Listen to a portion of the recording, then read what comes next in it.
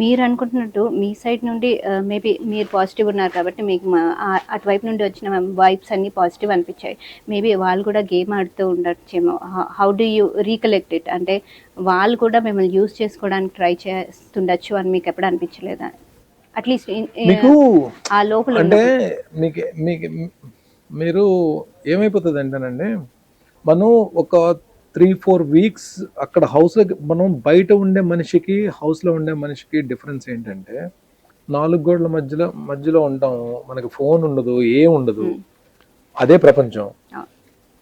అంటే ఆ ప్రపంచంలో ఎక్కడో దగ్గర ఏదో ఒక దగ్గర మీరు చిన్న డిప్రెస్ అవుతారు, ఎక్కడో దగ్గర కొంచెం అరే మనం ఏదో మిస్ అవుతున్నాం అనే ఫీల్లో ఉంటారు. అది జరిగినప్పుడు, ఆ ఫీల్ జరుగుతున్నప్పుడు, అలా డిప్రెస్ అవుతున్నప్పుడు, కానీ ఎక్కడ చిన్న బాధ అనిపించినప్పుడు హౌస్లో కూడా మీరు షేర్ చేసుకోవడానికి ఎవరో ఒకరు ఉండాలి మీకు. అది చాలా మంది కనెక్ట్ అవుతారు. అంటే అందరికీ కనెక్ట్ అవ్వాలని లేదు, ఒక్కొక్కరు కనెక్ట్ అవుతారు. అలా నాకు త్రూ అవుట్ జర్నీ నాకు ఏదైనా సరే, అంటే ఈవెన్ నేను ఒకరితో నేను క్లోజ్గా ఉండి వాళ్ళ వల్ల నేను బాధపడినా, లేదంటే ఎవరైనా నన్ను బాధ పెట్టినా, లేదంటే నేను ఎక్స్పెక్ట్ చేసిన జరగకపోయినా షేర్ చేసుకోవడానికి త్రూ అవుట్ జర్నీలో నాకు దొరికిన పర్సన్ సుమన్ శెట్టి. నాకు ఎలా అయిపోయిందంటే, లైక్ హౌస్లో, అంటే తను ఇంతకుముందు హౌస్లోకి వెళ్ళక ముందు 1-2 ప్రాజెక్టులు కలిసి చేసాం, బట్ స్టిల్ అంత పరిచయం లేదు, అంత ర్యాపో లేదు. బట్ హౌస్లో ఏమైపోయిందంటే, తను బ్లైండ్గా అన్నా అని చెప్పి నన్ను నమ్మేశాడు. తను కూడా అంటే డే 1 నుంచి కూడా తనకి నేనున్నాను ఒక భరోసా ఉంది. అంటే తనకి నా వల్ల ఎక్కడ హెల్ప్ జరిగిందో హెల్ప్ జరగలేదో నాకు తెలియదు, నాకు పర్టికులర్గా.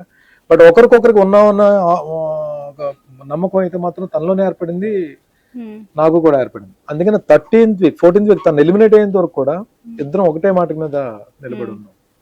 ఎంటైర్ బిగ్ బాస్ హౌస్లో డే 1 నుండి మీకు ఎవరు వ్యతిరేకంగా ఉన్నారు అని మీ బ్యాక్ ఆఫ్ ద బ్రెయిన్ అనిపించింది? అంటే యూజువలీ ఎవరో ఒకరు ఉంటారు కదా.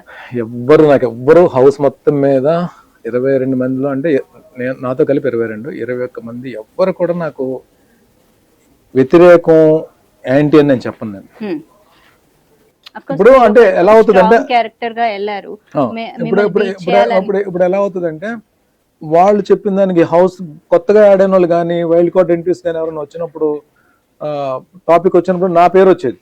అలాగే వీళ్ళు 2-3 బయట హౌస్ నుంచి ఎలిమినేట్ వెళ్తున్న వాళ్ళు కూడా నా పేరు చెప్పడం ఏమవుతుందంటే, స్టార్టింగ్ వీక్స్లో ఫస్ట్ 4-5 వీక్స్లో అంటే నా మీద నాకు కాన్ఫిడెన్స్ ఉంది, నేను వచ్చి వెళ్ళినా సరే అంటే టాప్ 5 అని చెప్పి ఒకటి పెట్టుకోలేదు, కానీ నేను ఐ గివ్ మై బెస్ట్, ఇచ్చి వెళ్దాం టాస్క్లో కానీ ఎక్కడైనా సరే నా బెస్ట్ నేను ఇచ్చి వెళ్దాం అని చెప్పి నేను ఆలోచించి ఆడాను తప్ప ఎవరికి నేను వ్యతిరేకం అని నేను చెప్పను. అంటే ఇప్పుడు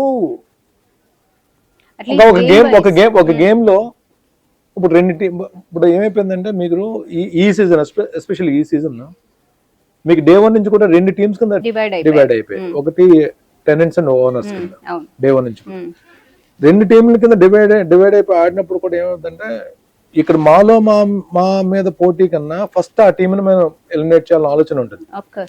వాళ్ళకి మా మీద అలాగే ఉంటుంది, నాకు వాళ్ళ మీద ఉంటుంది. ఇప్పుడు వాళ్ళు ఏం చేస్తారు, ఈ టీంలో ముందు పెద్ద తలకాయ ఎవరు, హెడ్ ఎవరు అది చూసుకుంటారు. అంటే నేను అప్పటికి ఫిజికల్ టాస్క్స్ లో నేను ఆడాను, నాకున్న దాంట్లో నేను బెస్ట్ ఇవ్వగలిగాను. ఈ ఎలిమెంట్స్ అన్ని ఏంటంటే రీజన్ వాళ్ళు నన్ను టార్గెట్ చేయడానికి.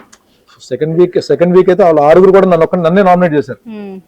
అది పార్ట్ ఆఫ్ గేమ్. ఇప్పుడు వ్యతిరేకము లేదంటే ఒక ఎనిమిది ఇవేం కాదు, అక్కడ గేమ్ పద్ధతే అది. ఎవరి స్ట్రాంగ్ అయితే లేపేస్తారు కదా, ఎనీ గేమ్ అంతే కదా.